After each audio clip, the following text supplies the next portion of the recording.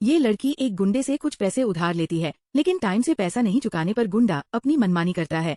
लेकिन इन सब के पीछे एक आदमी और था जो ये सब होते हुए देख रहा था। ये और कोई नहीं बल्कि इस लड़की का भाई था। ये गुंडा जैसे ही इसका हाथ छोड़ता है तो एक और कमीना इसके साथ छेड़खानी करने लग जाता है। जैसे ही वो लड़की बाहर गई तो इस कमीने के सामने लड़की का भाई आ जाता है, जो बहुत गुस्सा था। जब छोटी लड़की शौचालय से वापस आई तो वो कल्पना नहीं कर सकती थी कि इन कुछ सेकंड में क्या हुआ। वो अभी तक नहीं जानती थी। उसके पीछे एक शक्तिशाली ऊर्जा थी जो हर समय उसकी रक्षा कर रही थी, और वह व्यक्ति उसका भाई था। उस आदमी का नाम राम था, और हालांकि वो 80 साल से ज्यादा उम्र का एक बूढ़ा गांव का मुखिया था, लेकिन गलगोड़ा के जहर से भरे शहर में हर बूढ़ा आदमी उसका नाम सुनता था। ये सब सिर्फ इसलिए था क्योंकि उसे अपनी बहन की रक्षा करनी थी। जब वो बहुत छोटी थी तब उसकी माँ ने उसकी बहन को जन्म दिया था। दुर्भाग्य से उसे पहले उसकी अच्छी देखभाल करनी पड़ी थी। उसे लिविंग रूम में रहना चाहिए था, लेकिन अब वो काम करते हुए केवल अपनी बहन की देखभाल की जिम्मेदारी ही उठा सकता है। चाहे कितना भी दुख क्यों न हो, वो हमेशा अपनी बहन के सामने मुस्कुराता रहता था। अपनी बहन का सामना करना एक पिता की तरह था। छोटी बहन किंग राजवंश में महान सुंदरी थी। अपनी बहन के लिए सबसे अच्छे सड़े हुए पेड़ खोजने के लिए राम ने अपनी बहन को क्षेत्र के सबसे होनहार कुलीन परिवार का चयन करने में मदद की। फिर शादी के दिन राम ने सोचा कि उसकी बहन का अपहरण कर लिया गया है। पूरा गांव तुरंत सील कर दिया गया। पूरा गांव पागल हो गया और लोगों को अपनी बहन की खोज के लिए भेजा। लेकिन जब लोगों ने उसे पाया तो उसकी बहन पहले से ही ट्रेन में एक आदमी को कसकर पकड़ रही थी। बगल के गांव वालों ने सुझाव दिया कि बदमाश का सिर काटकर वापस ले जाओ। उसने कुछ नहीं कहा। इस समय वो उठ गया, लेकिन उसने कुछ नहीं पूछा। अपनी बहन के सारे सच्चे विचार सुनकर वो तुरंत जमीन पर गिर पड़ा।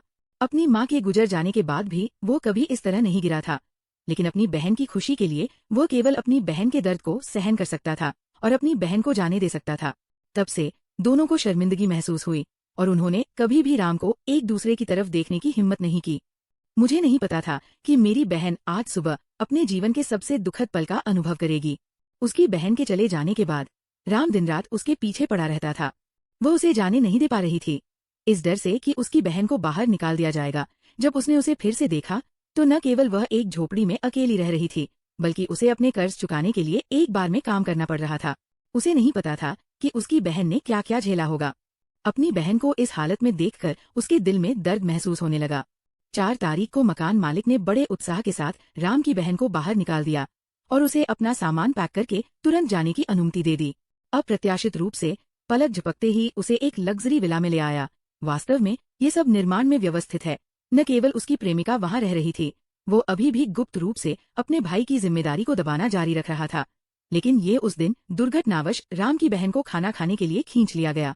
रात के खाने के बाद उसने गलती से खिड़की के बाहर एक आदमी को देखा। वो भयभीत हो गई। भयानक स्क्रीन में हजारों लोग दिखाई दिए, जिससे वो तुरंत जमीन पर बेहोश हो गई। उसने वास्तव में क्या अनुभव किया? लड़की इस स्थिति को ज्यादा नहीं देखना चाहती थी, लेकिन उसे उम्मीद नहीं थी कि वह दरवाजे से बाहर निकलते ही बदमाशों के एक समूह से घिर जाएगी। वह घबराकर वहां से भागी, लेकिन वो आधे रास्ते में ही रुक गया और फिर उसने अपना रास्ता बदल लिया। सिर और एक मुस्कान दिखाया। इस समय 7 उड़ानों में छिपा हुआ राम वहां आ गया। शिकार का क्षण आ गया। बाद में राम की पूछताछ में मुझे पता चला कि उसकी बहन अपने प्रेमी के साथ भाग जाने के बाद अपने जीवन के शिखर पर पहुंच गई थी। न केवल उसे अपने पति के परिवार से व्यवसाय मिला, बल्कि वह और भी बड़ी होती गई। उसने सोचा कि वह एक अच्छी जिंदगी जिएगी, अब से खुशहाल जीवन। लेकिन उसने नहीं सोचा कि दुस्वप्न अभी शुरू हुआ है। इस दिन फैक्ट्री में खूंखार बदमाशों के एक समूह द्वारा नेतृत्व किया जा रहा कम्युनिस्ट जैसा दिखने वाला आदमी, जिसका नाम जॉन था, उसने इलाके में अपने हाथों से आसमान को ढक लिया और किसी ने भी उससे उलझने की हिम्मत नहीं की। इतना ही नहीं, उसके नियंत्रण में हजारों गुंडे हैं। साथ ही उसके पास सभी उच्च अधिकारी भी छिपे हुए हैं तथा सार्वजनिक रूप से कारोबार करने वाली सैकड़ों कंपनियों में उसकी हिस्सेदारी है। और हर कंपनी ने उसके दबाव में एक अनुबंध पर हस्ताक्षर किए। जो कोई भी असहमत होता था उसे उसके द्वारा चाकू मार दिया जाता था। उसने इससे कंपनी के 101% शेयर सौंपने को कहा और हर रात उसके साथ वहां जाना था। अन्यथा वह उन लोगों को मार देगा जिन्होंने कंपनी को जाने दिया। उनमें से 2 आदमी को खींचते हैं, जिसका जीवन मौत से भी बदतर है। उसे भारी कीमत चुकानी पड़ेगी। आदमी को वापस थप्पड़ मारो। अतीत में सामग्री जॉन द्वारा पकड़ी गई थी और इस थप्पड़ ने आदमी को कठोर शब्दों में कहा। आदमी को 24 घंटे में घेरा आ गया, क्योंकि वह आदमी नहीं जानता था कि वह इस थप्पड़ के बाद कारखाने में जाएगा। उसे न केवल स्थानीय अधिकारियों को रिश्वत देने और उनके कारखानों को सील करने के लिए जला दिया गया था, बल्कि घर के रास्ते में पुलिस को एक ऐसे शरीर के बारे में एक शब्द का सामना करना पड़ा जो 10 साल से मृत था, और तुरंत उसके पति पर मुकदमा दायर किया, जिसने सभी की हत्या करना सुनिश्चित किया, जिसने उसे सीमा तोड़ने में मदद की थी। वह व्यक्ति या तो किसी चाकू से मारा गया था या सीधे गोली मार दी गई थी, जो पहले से ही पूरी तरह से हताश था। अपने पति के दुर्व्यवहार से भरे अमानवीय रूप को देखकर उसे जॉन के सामने घुटने टेकने पड़े और लार्स से उसके पति को जाने देने की विनती करनी पड़ी।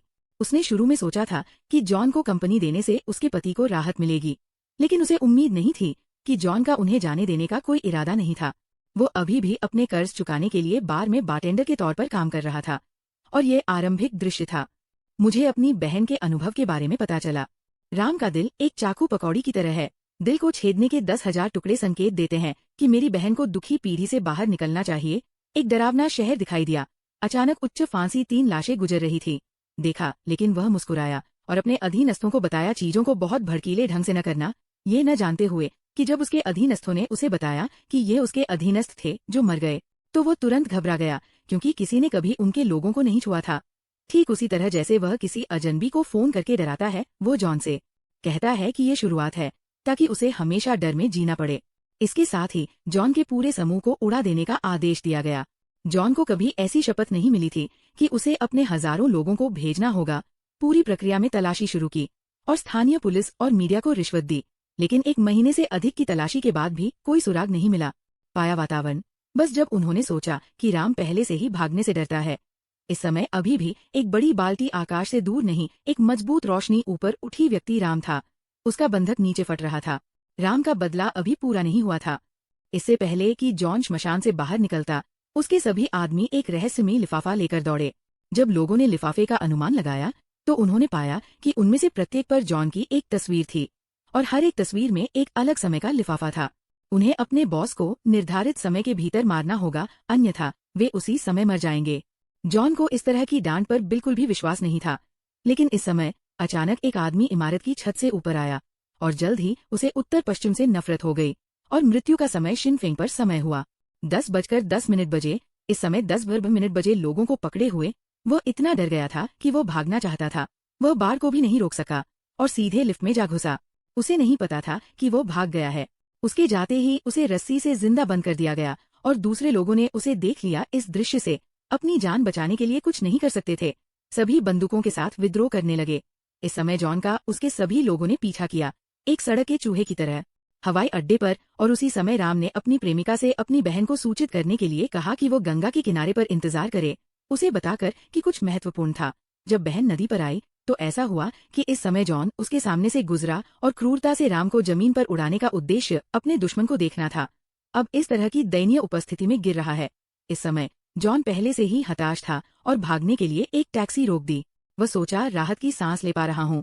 उसे नहीं पता था कि राम अपनी कार में उसके सामने वाले आदमी को देख रहा था। जॉन निचले शरीर में थी। इससे पहले की प्रतिक्रिया कर पाती, उसका शरीर सीधे कार से कूद गया, लेकिन राम ने उसे नहीं मारा, बल्कि उसे हमेशा के लिए जीवित रहने दिया। याद रखें कि इस समय जॉन को जीने की कोई उम्मीद नहीं है, लेकिन खून की गहराई को चुकाने के लिए वह अपने जीवन को समाप्त करने में संकोच नहीं करता है, ताकि अपने सौतेले भाई से उसका बदला लेने के लिए कह सके, एक अत्यंत क्रूर आदमी हर दिन खाते हैं, वे सभी रेत से ताजा थे। और जब जॉन 4 साल का था, उसने अपने पिता और बेटे और जॉन की मां को बेरमी से मार डाला, क्योंकि उसके पिता ने एक और त्वचा खींच ली थी, ये नहीं जानते हुए कि खतरा आ गया है। फिर भी और इत्मीनान से इस कार्यक्रम में भाग लेते हुए अज्ञात संख्या में कई रूर चाकूधारी गैंगस्टर उसकी ओर बढ़े हैं। औरत ने पहले ही आदमी को घसीटते हुए देख लिया था, और वह भीड़ की ओर भागी, लेकिन वहाँ कई अन्य लोग भी थे। 3 टक्कर वाली कार से टकराने के कारण वे दोनों अलग हो गए। अब केवल आदमी ही बचा है। एक व्यक्ति उसे पकड़ने के लिए बेतहाशा भाग रहा है। ये एक जाना पहचाना चेहरा था, जो अचानक मेरी बहन के पीछे आ गया। तुम्हें पता है, ये मेरी जिंदगी है, हर बार ऐसा नहीं होता। तो इस बार आदमी छिपना चाहता था, लेकिन उसके पीछे वाला व्यक्ति नहीं। मुट्ठी भर उसके बाल पकड़ लिए, उसने एक तरफ एक चॉपस्टिक लटका दी, मुट्ठी भर दीवार पर पटक दिया। उसके बाद एक और महिला उसके हमले का बिल्कुल भी सामना नहीं कर सकी। उसके द्वारा एक ही बार में सिर पर पीटा गया, और जब आदमी सांस लेने वाला था, तब उसे इस आदमी के हाथों में आदमी को भी खींचना पड़ा। महिला जागने के बाद उसने फिर से जमीन पर लाशें देखीं। उसे पता था कि कोई गुप्त रूप से उसकी रखवाली कर रहा होगा। वह जानना चाहती थी कि वह कौन था। उसने अपने भाई की तस्वीर निकाली और वह एक गैंगस्टर था जिसका अभी भी इस्तेमाल किया जा सकता था। अप्रत्याशित रूप से वो सिर्फ एक नजर देखने के बाद तुरंत मर गया। महिला जानती थी कि उसका भाई आसपास ही होगा, इसलिए वो अक्सर लंबे समय तक उसका नाम पुकारती रही। लंबे समय के बाद ये आखिरकार अपने घायल शरीर को घसीटते हुए दिखाई दी। इस समय दोनों भाई बहनों ने आखिरकार अपनी गलतफहमी को दूर कर दिया और एक दूसरे को कसकर गले लगा लिया।